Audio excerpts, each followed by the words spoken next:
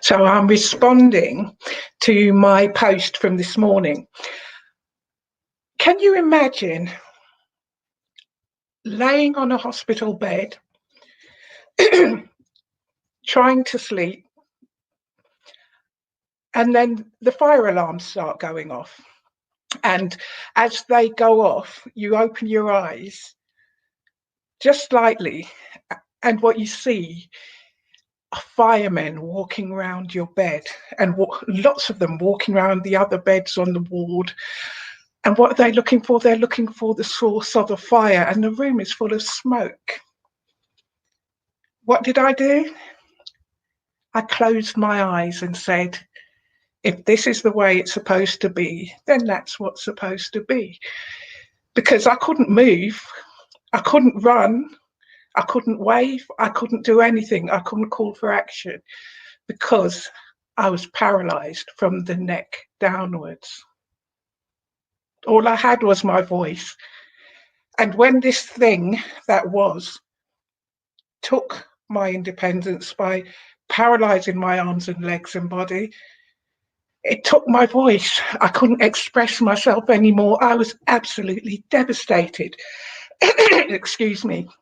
And it's because I had, for those who know the start of my story, I had fought horribly long, and I had really put the effort in to live the life that I needed to live independently.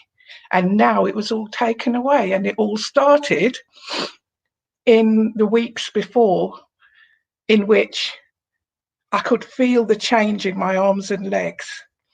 They became stiff. They became so that I couldn't lift my arms up like this. I couldn't brush my hair. I couldn't lift my child. And she was 2 years old at the time.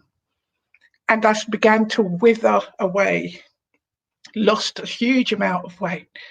I just became so weak that I couldn't do anything.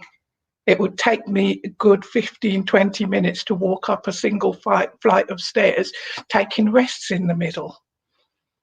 And it was only one day when it all got too much.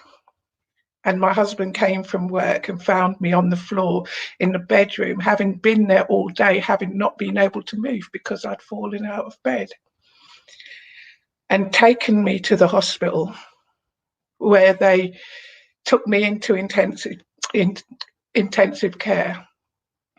And they cut open my neck on this side. The scar is still there, because they didn't know what was causing it, what was causing the problem. My neck swelled outwards.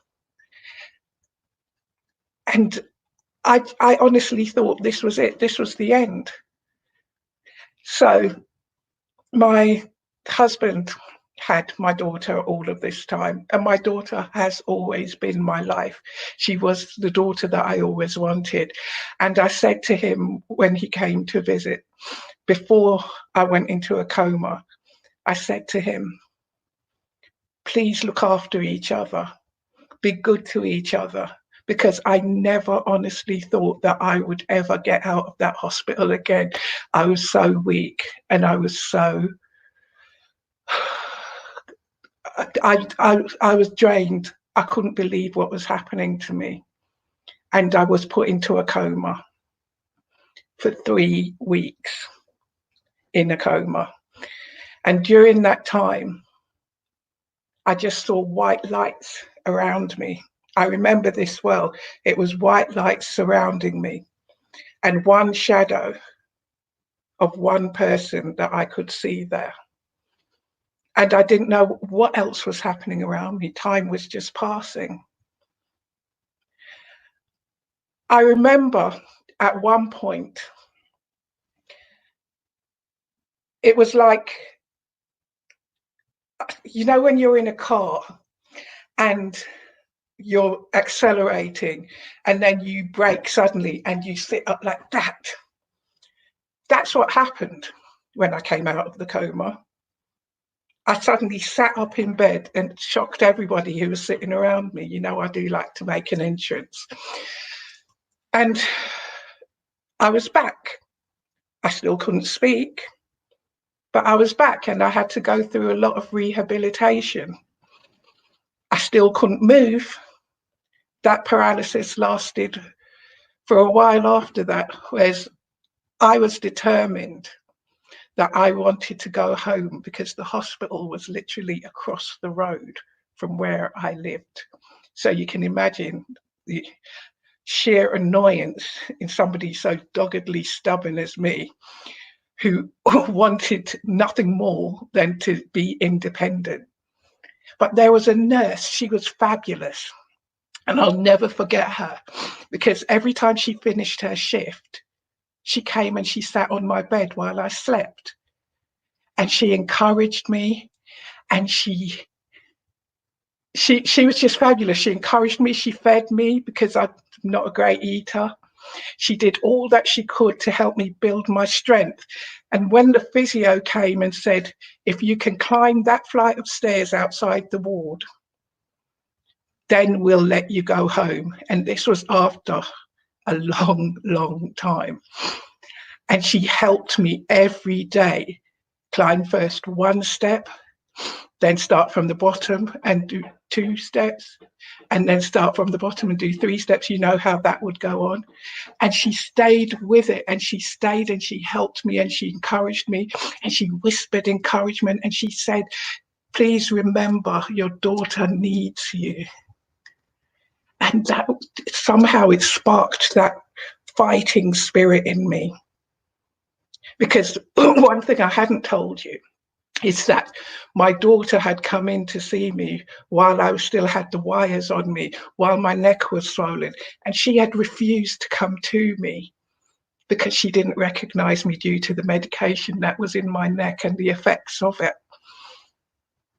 And it rocked my world when that happened because, like I said, she was the daughter I always wanted. So I fought with everything that I have. I fought. And I was determined to climb those stairs because the toilet was upstairs in my house. And they had said if I could climb those stairs, then I would be independent enough to rehabilitate myself at home because the toilet was upstairs. And you know what? With that nurse, my champion, I managed to climb the stairs. It took me a good couple of weeks, longer than it should have, but I climbed those stairs.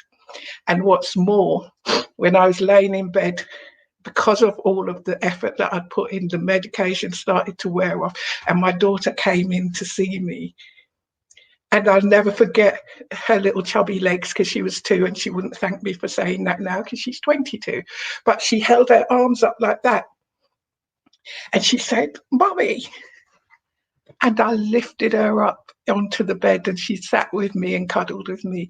And I knew then, as I know now, that I would try and be a champion for other people because at the end of the day, sometimes you need that person who's constantly there, who's constantly telling you it's going to be okay, who's constantly reminding you of the good things that can happen. It's constantly reminding you of what's yet to come.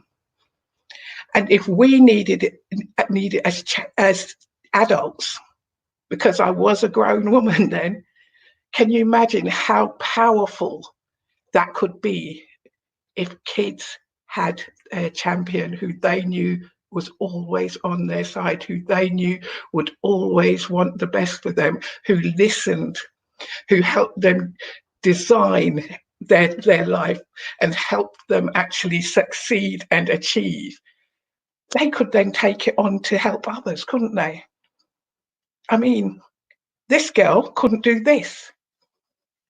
This girl couldn't walk up a flight of stairs. This girl was rejected by her own daughter for a couple of weeks.